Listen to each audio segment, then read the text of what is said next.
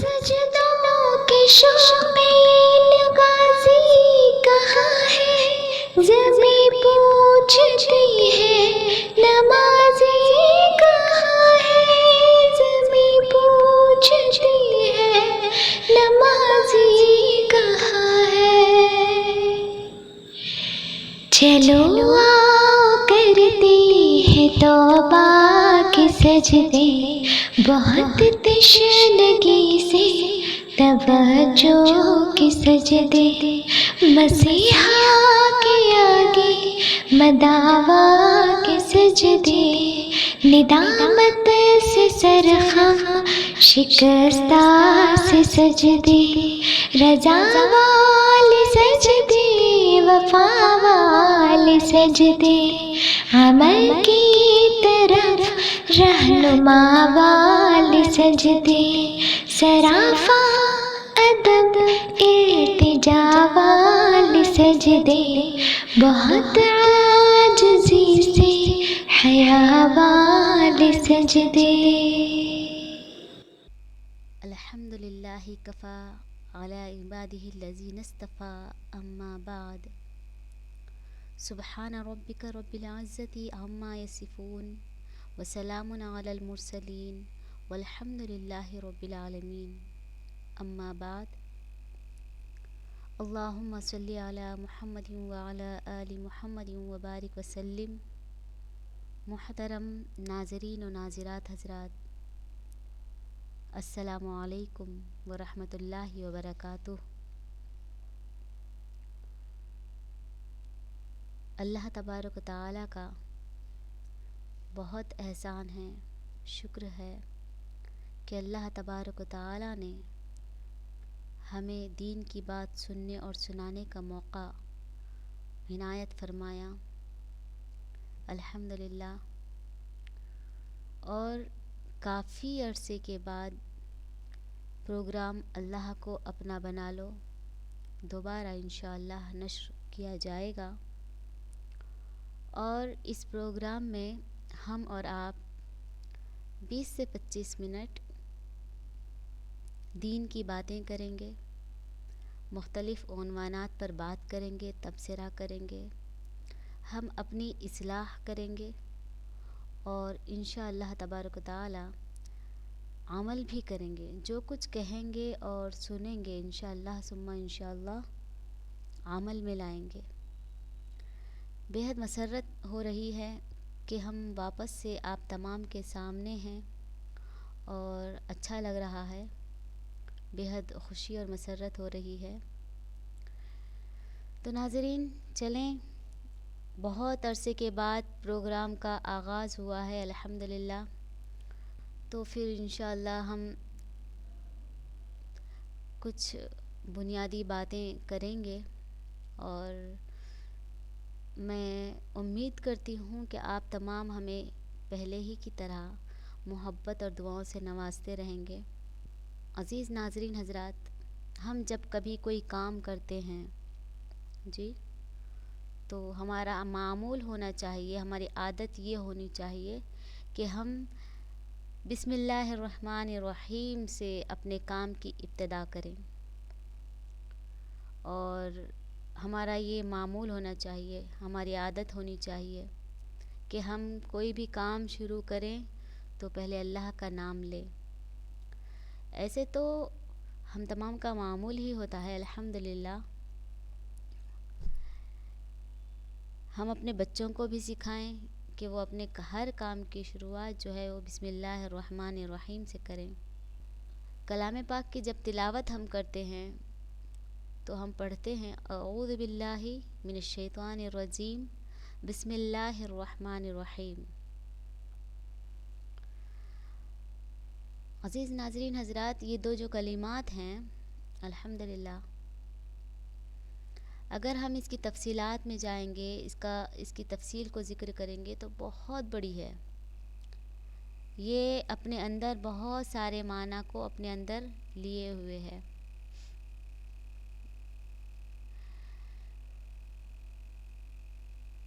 ہم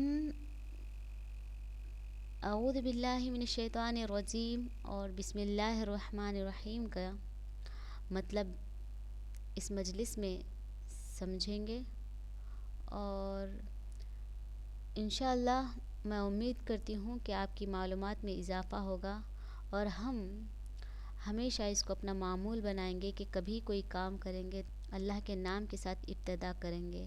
عزیز ناظرین حضرات، حدیث پاک کا مفہوم ہے، پیارے نبی سرکار دو عالم صلی اللہ علیہ وسلم نے فرمایا کہ ہر وہ کام جس کا آغاز بسم اللہ الرحمن الرحیم سے کیا جائے تو وہ کام ادھورا اور نامکمل نہیں ہے۔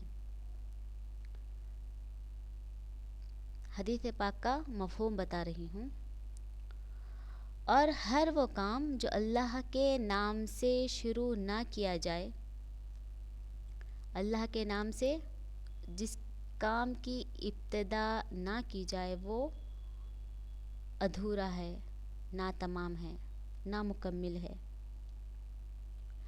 پیارے نبی صلی اللہ تعالی علیہ وسلم نے ہر کام کو شروع کرنے سے پہلے بسم اللہ الرحمن الرحیم پڑھنے کی تاکید فرمائی ہے۔ غور فرمائیں، پیارے نبی صلی اللہ علیہ وسلم نے ہر کام کو شروع کرنے سے پہلے بسم اللہ الرحمن الرحیم پڑھنے کی تاکید فرمائی ہے، یہاں تک کہ کھانا کھاتے وقت، پانی پیتے وقت، سواری پر سوار ہوتے وقت، کوئی بھی کام لے لیں، کوئی بھی کام، ہر قابل ذکر مشغلے کے شروعات میں ہمیں بسم اللہ الرحمن الرحیم پڑھنا چاہیے۔ پیارے نبی صلی اللہ علیہ وسلم کا یہی معمول تھا۔ عزیز ناظرین حضرات، غور کیا جائے، بظاہر تو یہ ایک چھوٹا سا عمل ہے نا؟ اپنے ہر کام کی ابتدا بسم اللہ الرحمن الرحیم سے کرنا بظاہر تو مختصر سا عمل ہے، چھوٹا سا عمل ہے، بلکہ بعض اوقات تو ہم دیکھتے ہیں لوگ ایک رسمی سی کارروائی سمجھ کر اس کو نظر انداز کر دیتے ہیں، چھوڑ دیتے ہیں، لیکن حقیقت میں یہ کوئی رسم نہیں ہے، بلکہ اس سے ایک بہت بنیادی فکر کی آبیاری مقصود ہے۔ مقصد اس مختصر سے عمل کا یہ ہے کہ ہمارے اندر دین آ جائے۔ آ رہی ہے بات سمجھ میں؟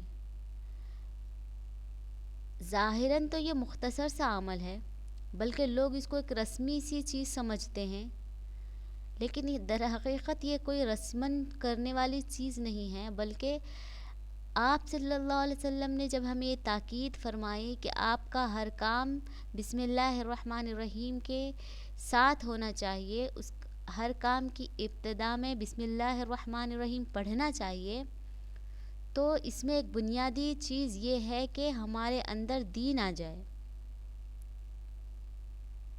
یہ ایک ایسی اہم حقیقت کا اعتراف ہے جس کو پیش نظر رکھنے سے، جس کو ہم اپنے دل و دماغ میں رکھنے سے زندگی کے کئی مسائل، بلکہ تمام مسائل کے بارے میں انسان کا پورا نقطۂ نظر اس سے بدل جاتا ہے، اور اس عمل کا مقصد ہی بدل جاتا ہے۔ بات آ رہی سمجھ میں؟ کیونکہ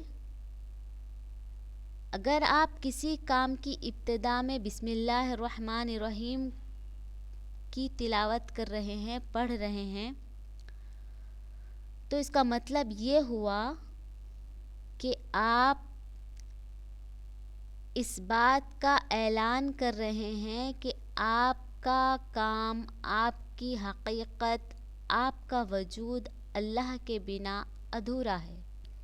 کائنات کا کوئی ذرہ اللہ تعالیٰ کے حکم اور اس کی مشیت کے بغیر حرکت نہیں کر سکتا، یہ ہمارا ایمان ہے نا جی؟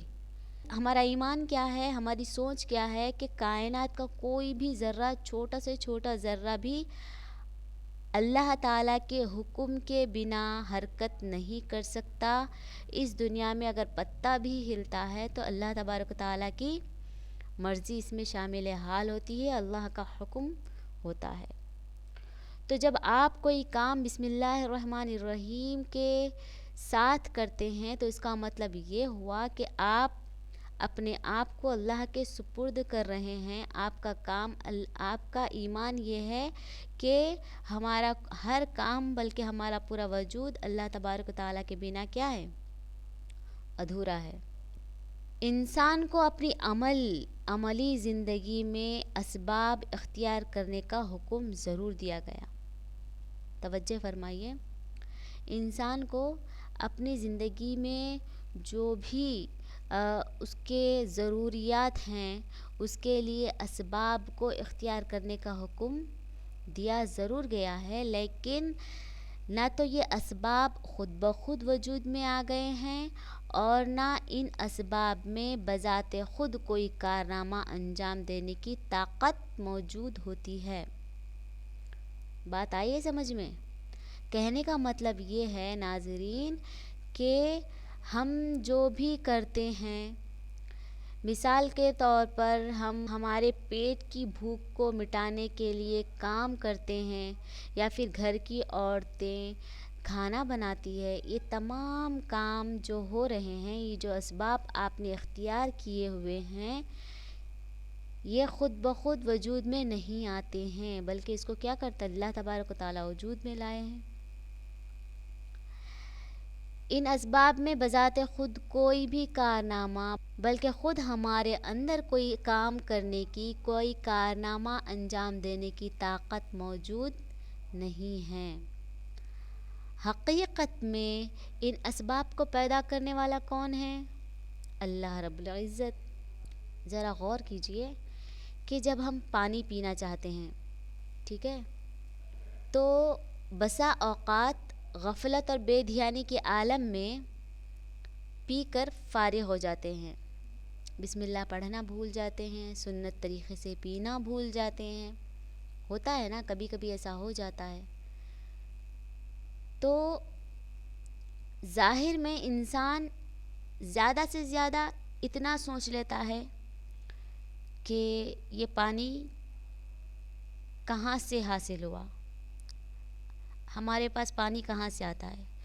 ہم گھر میں واٹر پیوریفائر لگا لیتے ہیں اور زمین سے جو پانی آتا ہے وہ ہمیں صاف شفاف کر کے ہمیں دے دیتا ہے، مشین کے ذریعے آ جاتا ہے۔ تو اگر ہم زیادہ سے زیادہ سوچیں گے کہ پانی کہاں سے حاصل ہوا اور اس میں ہماری کتنی محنت شامل حال ہے، تو جب ہم غور کرتے ہیں، سوچئے، ہم ایک چھوٹی سی مثال دے رہے ہیں، غور سے سماعت فرمائیں۔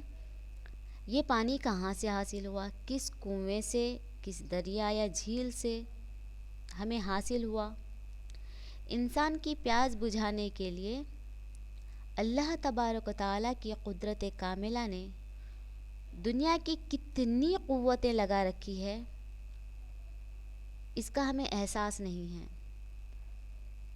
اللہ تبارک و تعالیٰ نے ہمارے ہونٹوں تک پانی پہنچایا، بلکہ اللہ تبارک و تعالیٰ ہمیں اتنا اختیار دیا کہ ہم پی رہے ہیں، اپنی پیاس کو بجھا رہے ہیں۔ بات آ رہی ہے سمجھ میں؟ اس کے لیے اللہ تبارک و تعالیٰ نے کیسا عجیب و غریب نظام بنایا ہوا ہے، یہ ہم بہت کم سوچتے ہیں۔ اللہ تبارک و تعالیٰ نے پانی کا عظیم الشان ذخیرہ سمندروں کی شکل میں محفوظ کیا ہوا ہے۔ اس پانی کو سڑنے سے بچانے کے لیے اس کو کیا کیا اللہ تبارک و تعالیٰ نے؟ نمکین بنا دیا۔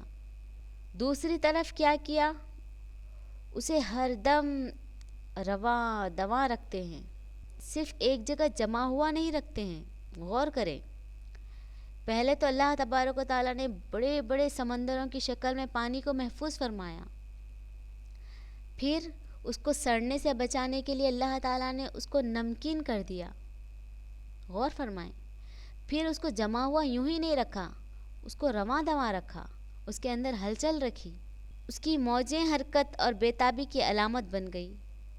سمندر کی موجیں جو ہیں وہ حرکت اور بیتابی کی علامت بن گئی،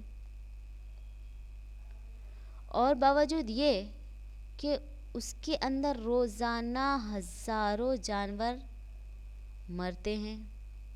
سمندر میں ہر دن ہزاروں جانور مرتے ہیں، لیکن نہ کبھی پانی سڑتا ہے نہ کبھی گندا ہوتا ہے. ٹھیک ہے، اللہ تبارک و تعالیٰ نے اس طرح سے پانی کو محفوظ فرمایا. اب یہ سوچیں کہ اگر ہمیں پیاس لگے تو ہمیں سمندروں تک، دریاؤں تک جانا پڑتا ہے کیا؟ براہ راست فائدہ اٹھانا ہمارے لیے ممکن نہیں تھا. بات آ رہی ہے سمجھ میں؟ ہم سیدھے سیدھے جا کر سمندروں سے پانی پینا، پانی لینا اور اپنے لیے لے کر آنا، اپنے لیے جمع رکھنا ہمارے لیے ممکن نہیں تھا. اس لیے کہ ایک تو سب سے پہلی بات، اس پانی میں کڑواہٹ ہوتی ہے کہ انسان پانی پی نہیں سکتا. دوسرا، اس پانی کو حاصل کرنا کب ممکن ہوتا؟ جب ہم پانی کے، سمندر کے آس پاس ہوتے تو ان کے لیے پھر بھی ممکن تھا. لیکن جو دور رہنے والے ہیں اس سے فائدہ اٹھا نہیں سکتے تھے. اس کے لیے اللہ تبارک و تعالیٰ نے سمندر سے مانسون اٹھا کر اس میں ایک ایسا خودکاری پلانٹ نصب فرمایا جس کے ذریعے سمندر کے کڑوے پانی کو میٹھا کرنے کا حیرت انگیز نظام کسی انسانی محنت یا مالی خرچ کے بغیر مسلسل جاری ہے. اللہ تبارک و تعالیٰ نے سمندر سے بھاپ کی شکل میں مانسون اٹھتے ہیں، ہم بھی جانتے ہیں، آپ بھی جانتے ہیں، لیکن ہم کبھی غور نہیں کیا کرتے تھے. اس کڑوے نمکین پانی کو اللہ تعالیٰ نے کس طرح سے میٹھا کیا؟ اس مانسون کو بادلوں کی شکل دے کر اللہ تعالیٰ نے کیا کیا؟ اس کو پیوریفائی کیا. عزیز ناظرین حضرات، غور کرنے کا مقام ہے کہ اللہ تبارک و تعالیٰ نے اس پانی کو میٹھا کس انداز میں کیا کہ اللہ تبارک و تعالیٰ نے بھاپ کی شکل میں مانسون کو بادلوں کی شکل دے کر کیا کہ اللہ تعالیٰ نے اس کو، اس نمکین اور کڑوے پانی کو میٹھا بنایا. اور یہ جو کام ہو رہا ہے کون سا؟ کہ تمام پانی کو جمع کرنا سمندروں کی شکل میں، اور اس پانی کو سڑنے سے بچانا، اور اس پانی کو رواں دواں رکھنا، یعنی کہ پانی میں ہلچل رکھنا، موجوں کی شکل میں اس کو حرکت میں رکھنا. یہ تمام کام بنا کسی انسانی محنت اور بنا کوئی مالی خرچ کے مسلسل جاری ہے اور قیامت تک جاری رہے گا. اب اس کے بعد اللہ تبارک و تعالیٰ کا نظام دیکھیے کہ اللہ کی کیا ہی شان ہے کہ جب اللہ تبارک و تعالیٰ بادلوں کے ذریعے وہ پانی کو اوپر پہنچاتا ہے تو وہ بادل ہوا میں تیرتا اور سینکڑوں بلکہ ہزاروں میل کے سفر کی مسافت طے کرتا ہے. ان بادلوں کی فضائی پرواز نے دنیا کے ہر حصے میں سمندر کے پانی کو میٹھا کر کے سپلائی کرنے کی ذمہ داری اپنے اوپر لے رکھی ہے. اب غور کرنے کی بات ہے کہ اگر ہمیشہ ہمارے سروں پر بادل منڈلاتے ہے نا، یہ انسان برداشت نہیں کر سکتا تھا کہ ہر وقت مسلسل بادل چھائے رہیں اور بارش برستی رہے. یہ انسان برداشت نہیں کر سکتا. نہ انسان میں یہ طاقت ہے کہ وہ سال بھر کا یا پھر 6 مہینے کا ہی پانی جمع کر کے رکھ سکے. انسان ایسا بھی نہیں کر سکتا. لہٰذا اللہ تعالیٰ کی قدرت اور حکمت نے یہ انتظام فرمایا کہ بادلوں کا یہ پانی پہاڑوں پر برسا کر اس کو کیا کیا پتہ ہے؟ برف کی شکل میں منجمد کر دیا. منجمد کا مطلب سمجھتے ہیں؟ اللہ تبارک و تعالیٰ نے کیا کیا؟ انسان ایک تو براہ راست فائدہ نہیں اٹھا سکتا تھا، دوسرا اگر اٹھا بھی لیتا تو قریب کے لوگ فائدہ اٹھاتے تھے سمندر کے پانی سے، اور تیسری بات نمکین اور کڑوا پانی ہو گیا، تو اللہ تبارک و تعالیٰ نے اس کو مانسون کی شکل دی، بادلوں کی شکل دے کر اس کو ہزاروں میل سفر طے کرنے کے بعد وہ میٹھا ہو گیا۔ پھر انسان کے پاس یہ بھی طاقت نہیں تھی کہ وہ سال بھر کا پانی اپنے پاس جمع کر کے رکھے، نہ انسانیت یہ برداشت کرتی کہ سال میں 6-7 مہینے بھی اس کو بارش برستی رہے، تو یہ انسان برداشت نہیں کر سکتا۔ تو اللہ تعالیٰ کے نظام پر غور فرمائیے کہ اللہ تبارک و تعالیٰ نے ان بادلوں کا پانی پہاڑوں پر برسا کر اس کو منجمد کیا، برف کی شکل میں محفوظ فرما دیا۔ عزیز ناظرین حضرات، پانی کا یہ دل فریب اور نہایت ہی غور فکر کرنے والا کولڈ اسٹوریج پہاڑوں کی چوٹیوں پر دل آویز نظارے فراہم کرتا ہے۔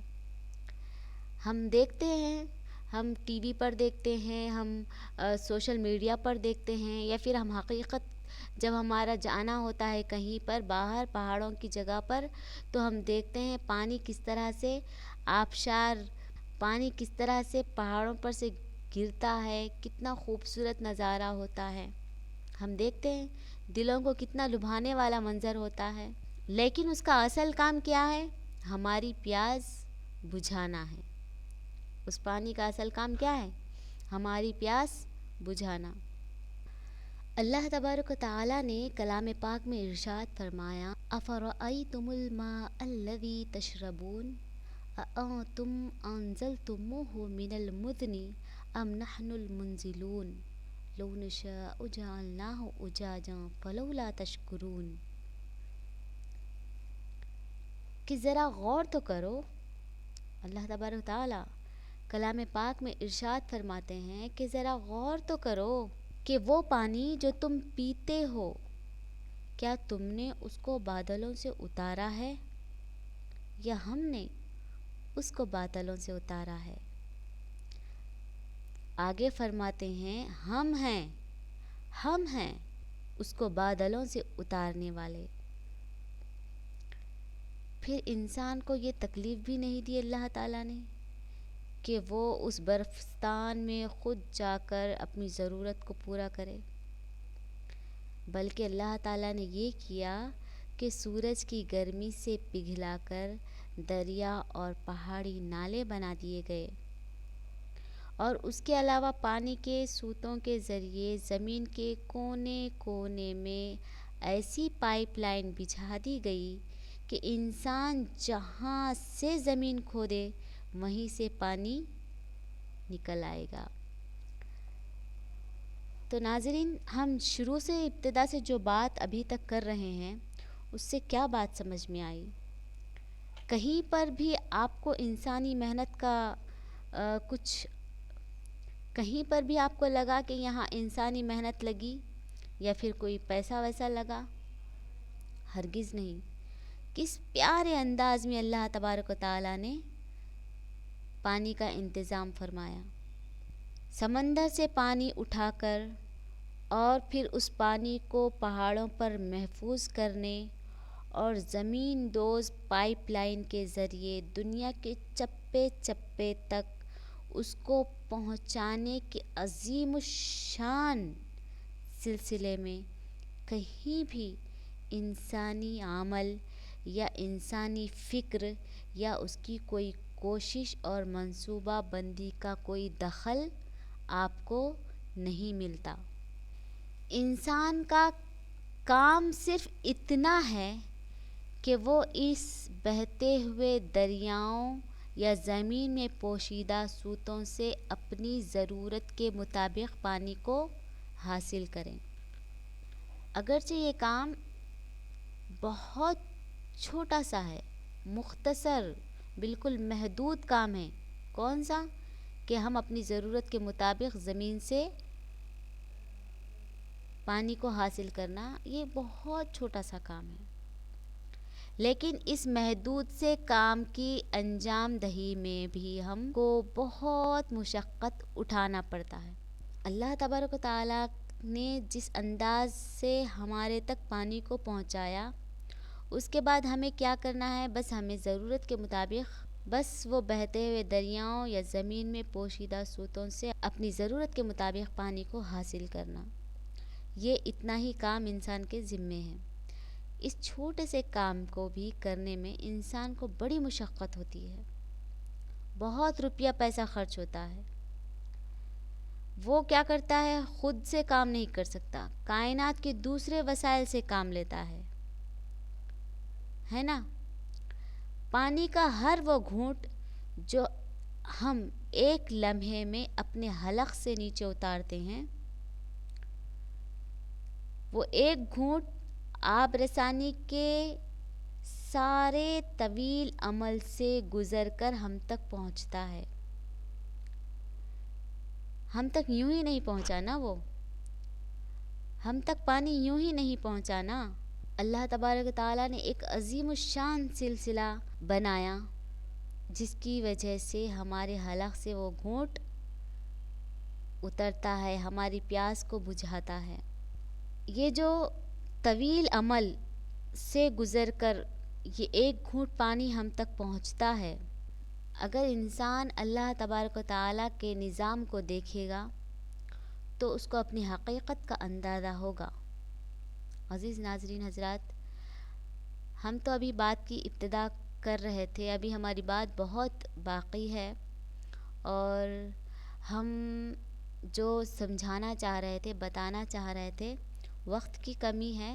انشاءاللہ ہم اپنی بات کو کل یہیں سے جاری رکھیں گے اور آگے باتیں کرتے رہیں گے۔ ابھی تو ہمارا عنوان شروع ہی ہوا تھا اور وقت ختم ہو گیا۔ ہم نے آج کیا سنا اور ہم نے آج کیا کہا؟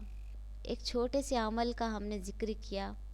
پانی پینے کے اس عمل کے پیچھے اللہ تبارک و تعالیٰ کا کتنا عظیم الشان انداز ہے، اس کے بارے میں ہم بات کر رہے تھے۔ انشاءاللہ کل پھر دوبارہ ملاقات ہوگی اور ہم اپنی بات کو جاری رکھیں گے ناظرین، اور ہاں یہ ضرور کہیں گے کہ ہم اپنے ہر کام کو شروع کرنے سے پہلے بسم اللہ الرحمن الرحیم پڑھنے کا معمول بنائیں۔ اللہ تعالی ہم تمام کو ہمارے کاموں کو ہمارے مقاصد میں کامیابی نصیب فرمائیں، اور اجازت دیجیے ناظرین، السلام علیکم ورحمۃ اللہ وبرکاتہ۔ وہ سجدوں کے شوقین غازی کہاں ہے، زمیں پوچھتی ہے نمازی کہاں ہے، زمیں پوچھتی ہے نمازی کہاں ہے۔ چلو آؤ کرتے ہیں توبہ کے سجدے، بہت تشنگی سے توجہ کے سجدے، مسیحا کے آگے مداوا کے سجدے، ندامت سے سرخم شکستہ سے سجدے، رضا والے سجدے، وفا والے سجدے، عمل کی طرف رہنما والے سجدے، سراپا ادب ارتجا والے سجدے، بہت عاجزی سے حیا والے سجدے۔